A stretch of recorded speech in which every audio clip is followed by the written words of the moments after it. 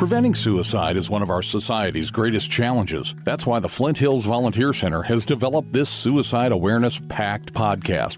P.A.C.T. stands for Prevention, Awareness, Compassion, Training. The Suicide P.A.C.T. podcast will feature personal stories and professional perspectives. This podcast series is funded in part by the Kansas Health Foundation, AmeriCorps Seniors, and the Greater Manhattan Community Foundation. Our hope is to touch hearts and provide hope amidst despair. Please follow us wherever you get your podcasts and share them with those you know that are seeking help and hope.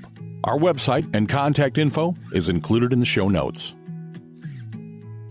It seems like there are so many different ways that people that are challenged with mental issues, and suicidal tendencies, there's all kinds of different avenues. And that's one of the wonderful things about what we do here with the Suicide Prevention and Awareness podcast, Lori Bishop. We have, I think, a fascinating story to tell today. One of our task force members who's been on before, Mel Pooler, called me one day and she said, I met this great guy at the farmer's market. She was telling me about it. So we met for coffee. So Joseph Disberger joins us today and has a great story. I was super impressed. In fact, we were just talking before the podcast about some things. And so he's got some great things to start. So Joseph, welcome. Tell us a little bit about you. Yeah, thanks for having me. Well, to start, my birthday's in like a week.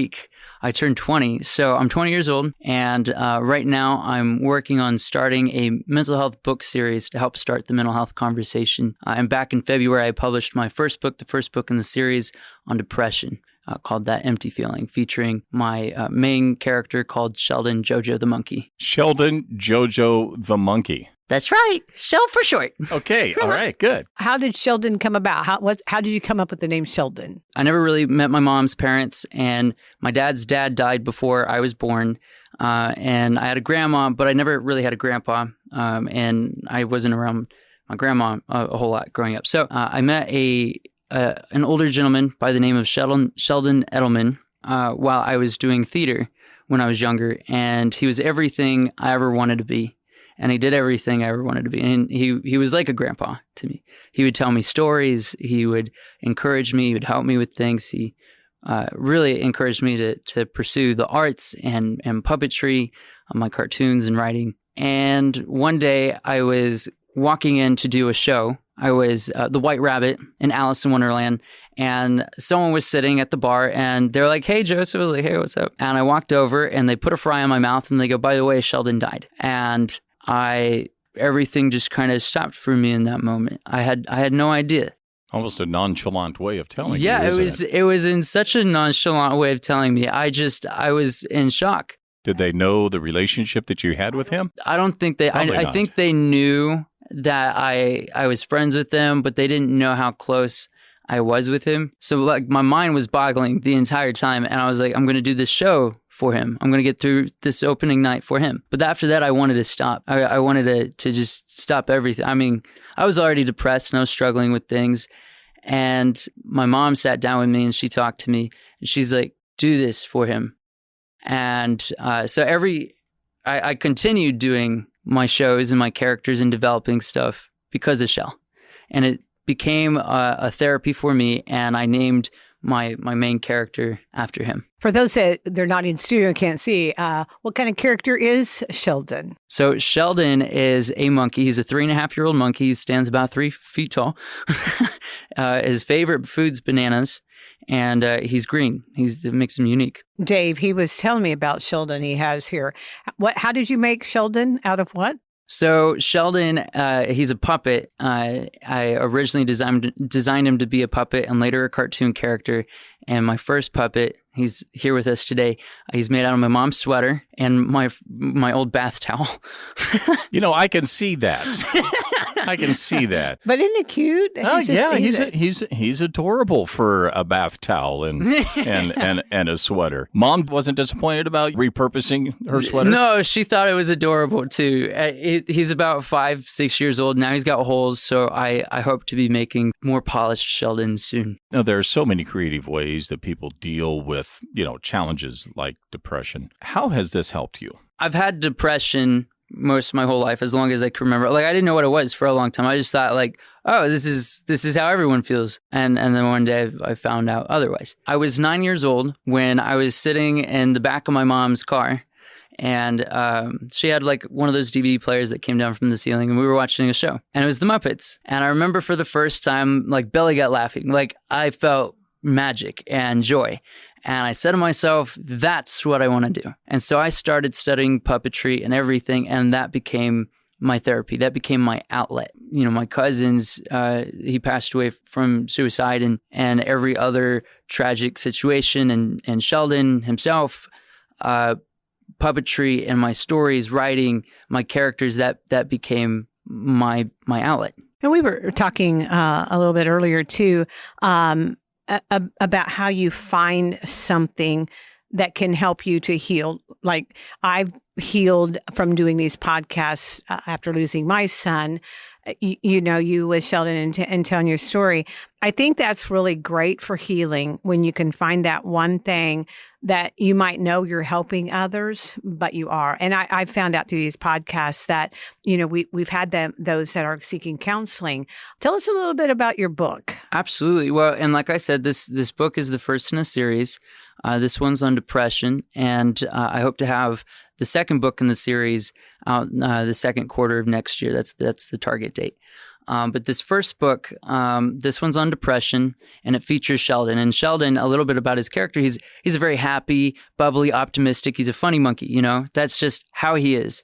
And I feel that fits a lot of people who, at the same time, when they go home at the end of the day, they're the people that make everyone laugh and smile. You'd never guess that they struggle with depression. And when the door closes at the end of the day and they're with themselves, they're by themselves with their own thoughts, they fight the hardest battle. And so I wanted to recognize that situation first, because that was my situation. Well, it's my situation also. Mine too, yeah. And so I wanted to help give those people a voice. And like I said, I didn't know what depression or mental health or anything was for the longest time. So I wanted to start that mental health conversation with this book, but with the next books to come, and the importance of starting the mental health conversation. The reason why it's important to have this type of conversation with your kids, as well as yourself, to familiarize yourself with these type of topics, is to talk about it. For them to know about themselves, and then you to be able to have a conversation with them. Because my parents didn't know much about it, and neither did I, which led to a lot of misunderstandings, confusion, and arguments. And that's one of the things that we're doing with this, and why we're doing the podcast, is to kind of share warning signs and things to look for, not wipe it under the rug. They're getting younger and younger that are having these suicidal thoughts, depression, and all that. And that's why what we're doing and what you're doing, we're hoping to engage communication and getting parents talking to their children and watching out for that, and not being embarrassed or afraid to call and seek help. Normalizing the mental health conversation. I mean, it's nothing different than talking about, your day at work or something that happened. It's something that's very real, that all of us deal with to a certain extent, and especially now with where our society is with social media, it's important for children to understand who they are, their own self-worth, but also how to verbalize how they feel as opposed to showing it physically. And then how to talk to their friends, how to have a face-to-face conversation as opposed to just being stuck on their phone all day. Yes, and that's really true. Social media has changed a lot. Yeah. Some could be good, but some we need to work on a little limit times and things like that. Yeah, well, and not just that. I mean, when you're sitting there and you're looking at all your friends and all the fun things they're doing, and then you're sitting at home on your couch or in your bed, you start to feel this sort of, I don't know, you don't get to live up to where they are. They're better than you almost. And it's important for children as well as adults to understand that that's everybody's highlight reel. Joseph Disberger is our guest here on Suicide Awareness PACT, the Flint Hills Volunteer Center's Executive Director, Lori Bishop. I'm Dave Lewis. And Joseph, you brought Sheldon along. So you've got your first book, That Empty Feeling. What's your next book about? Well, so we have 3 books in the works right now. The next 3 would be on anger issues, shyness, and anxiety. So the next book I'm wanting to work on would be anger issues, and talking about that, dealing with it, finding tools to help work through that, and the right questions to ask to see, does my child need to go to therapy? or what have you. What kind of help did you receive in your younger years? Well, so that was the thing. I mean, I grew up in I would say a very old school, German Catholic kind of upbringing, and therapy wasn't, much of an option. Like, not that it wasn't available. It's just, why would you need that? And medication. Oh, we don't want to, put you on that for all those reasons. And so I had my mom, because I grew up homeschooled. And so I had my mom and I had my brothers. And when they're not well versed in something like this, that can be a pretty difficult situation, because you have, for example, you have one brother who goes, "Oh, you're depressed? Oh, that must be because, you don't have enough faith." And then you have your mom who, loves you and she listens to you, but then she might blame, my issues on herself. And then that makes me feel like I can't talk to her because I don't want to put her through what I'm dealing with. That's not her fault. And so I don't know what I would call that, but I'm trying to be a hero to some extent to protect her. But then that puts myself in a box, whether it's these responses that don't help, they're kind of misleading, there's not a huge understanding behind them, and then just the fear of either rejection or hurting someone else. And I think that's part of opening up and talking. As I said, 13 years ago, we weren't talking about suicide. We weren't talking about depression. We weren't talking about all those things. I didn't have anybody to talk to.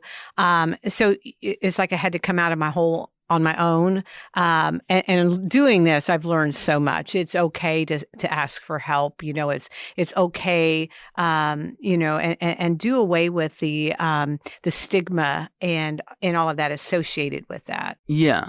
Well, and I think you're right. I mean, for example, talking about suicide for a second, I mean, that's a very touchy topic. Anytime that, for example, as a young individual trying to seek help, because I had no idea where to go at first. And so I would try talking to my friends. And so I would say, I'm having these dark thoughts, right? And later to find out that I had what's called suicidal ideation. I needed to talk to someone and they had no idea how to respond. It's a very scary topic, especially because it's unknown. And as humans, we're scared of, what you don't know. And so I got told a lot that I was a coward, that I was weak, et cetera, et cetera, et cetera. It's very important that people understand that these suicidal thoughts, they're normal.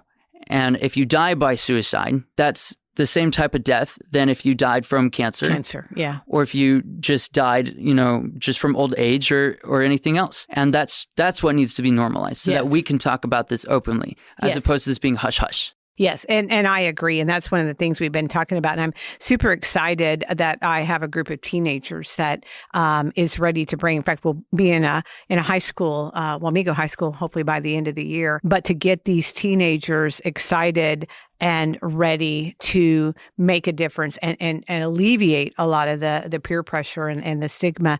And so that's where I kind of want to get into that level too. For sure. That younger audience especially is needing to hear this, to know that they're not alone and that they're loved, unique individuals. Joseph, let's visit a little bit with Sheldon. Sure. Sheldon, step up to the microphone and tell us a little bit about how this has been so fun for you to be able to share Joseph's story. Hi, guys. Hi. Well, first of all, let me say something about Joseph. Whenever he's in the room, you can just feel his presence around, like he's got his hand in everything going on a little bit. That's an inside joke.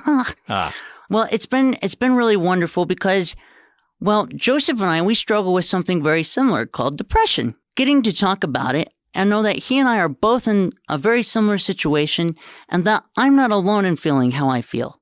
And that he and I can talk about it and be there for each other. And getting to be vulnerable and share our story and our new book, That Empty Feeling, to let other people know that, hey, it's okay to not be okay sometimes. Sheldon, what's your favorite part about the book about you? I think my favorite part is when my friend Dylan comes in and he asks me if I'm okay. But I'm scared. I don't want him to leave. I don't want him to judge me for how I'm feeling. And so I say I'm fine. And I hope that he just walks away because I don't want to be embarrassed. And like I said, I don't want him to judge me. But he stops and he looks in my eyes and he goes, "You don't look okay, Sheldon. Are you sure you're fine? What's going on?" And I realized for a second maybe he understands. And we have a full conversation about how we feel, and he feels like I do. He feels like Joseph feels. We're friends. And this is a pretty serious conversation we're having, Sheldon, but Joseph tells me that you're really a funny monkey. Oh, yeah, I like bananas and butterflies. They're the best. I can tell you love them. I do. It makes me grow big and strong, just like my dad.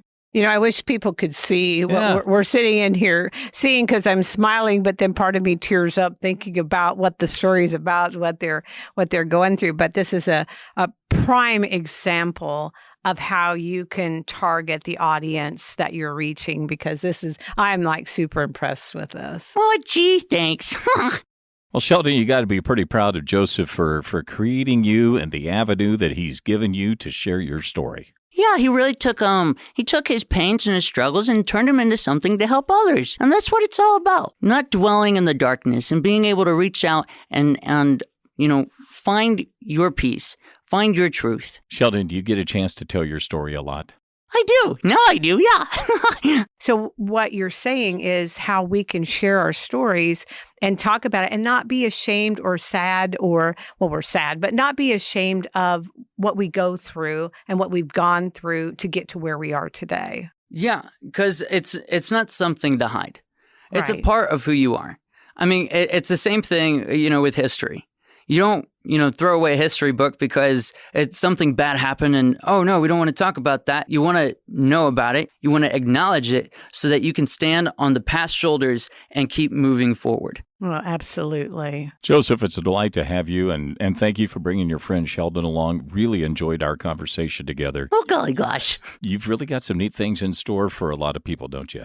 Yeah, I do. I mean, not only do I write books, and that's kind of where I want to start, but I've been working on kind of a YouTube series that I would like to eventually turn into like a TV show to help start the mental health conversations, talk about our emotions, help provide children and adults, families with tools for coping, finding help, etc., and then basic education like math, the ABCs, counting, etc. And the last 5 years, I've been developing some holograms, stage holograms to be specific, and I'd like to also create kind of a traveling stage production. And I'm so excited. But where we'll collaborate now and tie in his piece and help bring that, so we could work together. And it's together we collaborate to tell even more stories and reach a far bigger market. So I'm so excited. I'm so happy I got to meet you and Sheldon, and looking forward to what our future is going to bring. Yeah, me too. I really am. And it's a pleasure to be here today.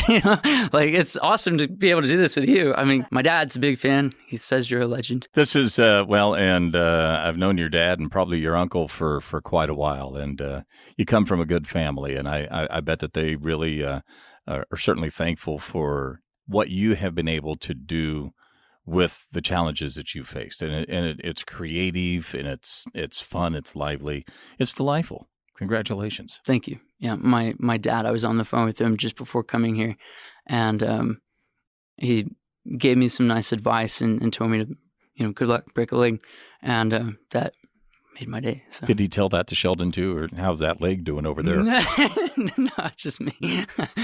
You mentioned that this is a very big conversation. Yeah, it is. Starting this conversation with children, like I said, was a really touchy topic. It took me 2.5 years to write the book. I mean, that's a long time. I rewrote the book 16 times. I needed to do that and get the words just right because it is such a big, complicated message.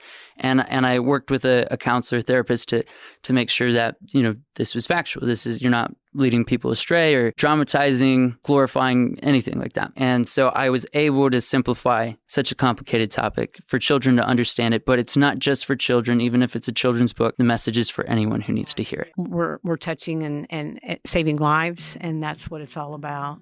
Absolutely. Well, thank you for joining us today, you and Sheldon, and I'll look forward to continuing on to work with you. Yeah, thanks for having me again, and I'm excited to see where things go. Yeah.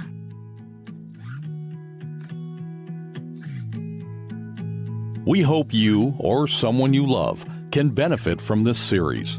If you need help, Reach out to the many resources that are available. Many are listed in our show notes. The Flint Hills Volunteer Center's Suicide Awareness Pact podcast series is funded in part by the Kansas Health Foundation, AmeriCorps Seniors, and the Greater Manhattan Community Foundation. Please follow us wherever you get your podcasts and share them with those you know that are seeking help and hope.